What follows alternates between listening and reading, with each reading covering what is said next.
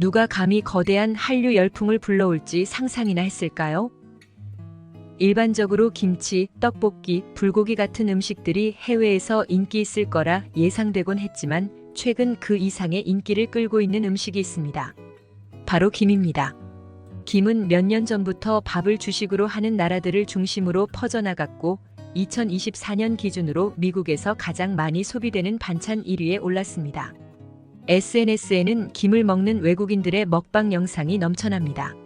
한 외국인은 이 바삭하고 짭짤한 한국의 과자가 놀라울 정도로 맛있으며 작고 얇은 크기에도 불구하고 어떤 요리에 넣어도 독특한 풍미를 더한다고 평가했습니다. 해외에서는 김을 바다의 잡초라는 의미의 시위드로 부르는데요. 사실 다른 나라에서는 김을 그저 잡초로 생각해왔고 먹지 않았습니다. 그러나 한국의 김이 세계화되면서 여러 나라에서 김이라는 이름으로 불리게 되었고 이에 불만을 품은 국가도 있었는데요. 바로 중국입니다. 김이 어느 나라 음식인지 파악하기 전에 알아두어야 할 사실은 역사적 기록에 따르면 김은 한국에서 최초로 먹기 시작한 것으로 확인됩니다. 삼국시대에 처음 먹은 것으로 알려져 있으며 문헌에서는 고려 충렬왕 시절 일현 스님이 편찬한 삼국유사에 처음 등장합니다. 또 명나라 시대 박물 사전인 본초안목에는 신라의 김은 바닷속에서 채취하는데 허리에 새끼줄을 묶고 깊은 바다에 들어가 신라인들이 채취한다. 4월 이후에는 큰 물고기가 나타나 채취가 어려워지므로 신라인들의 지혜다라는 대목이 있습니다. 현재 김을 상업적으로 생산하는 나라는 한국, 중국, 일본 세 나라뿐이지만 생산량으로는 중국이 1위입니다. 그러나 생산량과 관계없이 중국산 김이 맛이 다르다는 이유로 외국인들은 중국산 대신 한국산 김을 찾고 있습니다. 외국인들이 김의 맛을 알아버렸습니다. 중국 김과 한국 김의 차이를 단번에 알아차린 것을 보면 참 신기하죠. 김 생산 과정에서 파래나 매생이 같은 해조류가 함께 자라나기 때문에 중국에서는 이를 깨끗하게 하기 위해 염산을 사용하다가 식용하기 어려운 위험한 김이 유통된 적도 있었습니다. 국제사회에서 중국산 김이 거절되면서 생산량 1위는 중국이지만 수출량 1위는 한국이 되었습니다. 2024년이 아직 절반도 지나지 않았지만 한국의 김은 이미 1조 원에 달하는 수출 수익을 거둬들이고 있습니다. 지금이야말로 전 세계가 김의 전성시대를 누리고 있는 셈이죠. 김이 본격적으로 인기를 얻기 시작한 것은 인도네시아에서였습니다.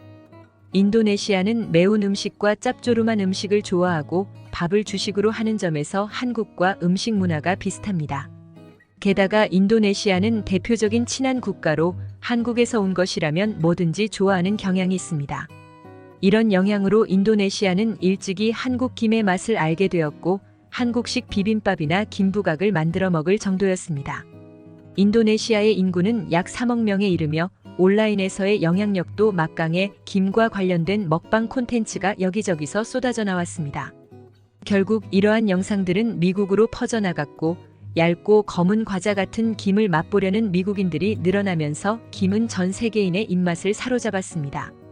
특히 미국에서 활동하는 한국계 틱토커 사라가 올린 김밥 영상이 1천만 조회수를 돌파하며 미국에서 대표적인 간식으로 자리 잡았습니다.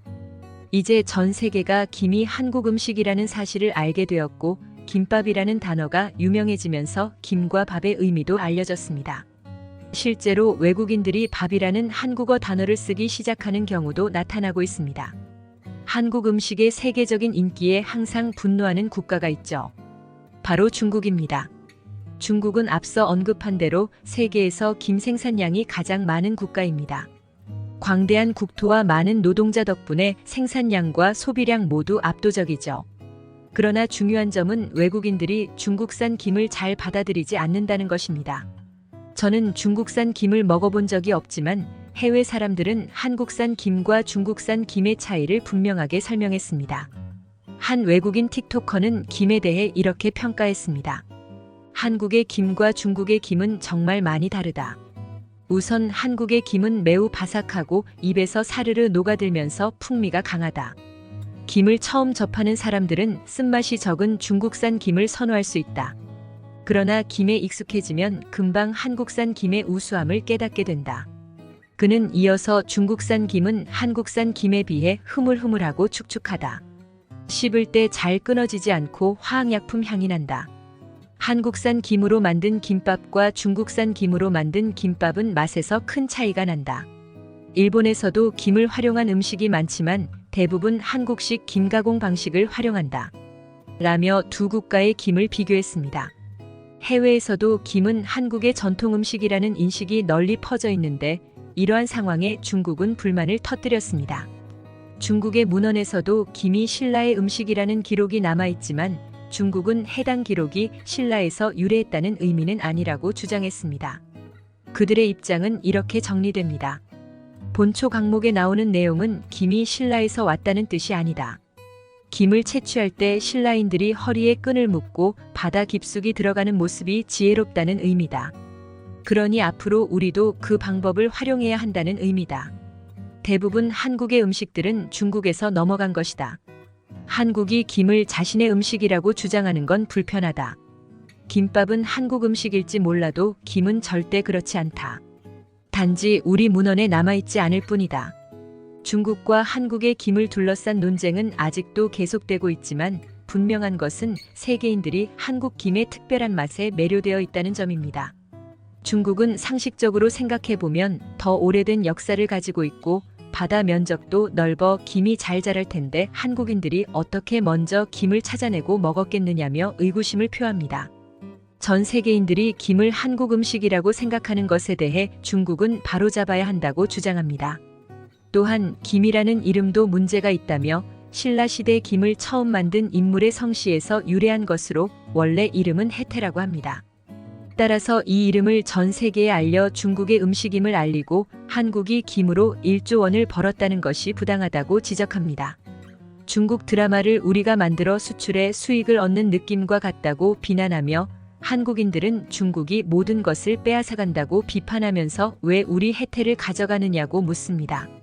바다의 잡초를 처음 먹은 것은 중국이라는 점을 잊지 말라고 주장하는 글도 있었습니다. 하지만 이런 주장이 우스운 이유는 외국인들은 신경도 쓰지 않기 때문입니다. 외국인들은 김이 김밥에서 유래한 것이라 생각하며 김과 김밥을 처음 즐긴 인류가 한국인이라고 믿습니다. 한국 음식의 인기가 날로 커져가는 만큼 중국의 분노도 함께 커지고 있습니다.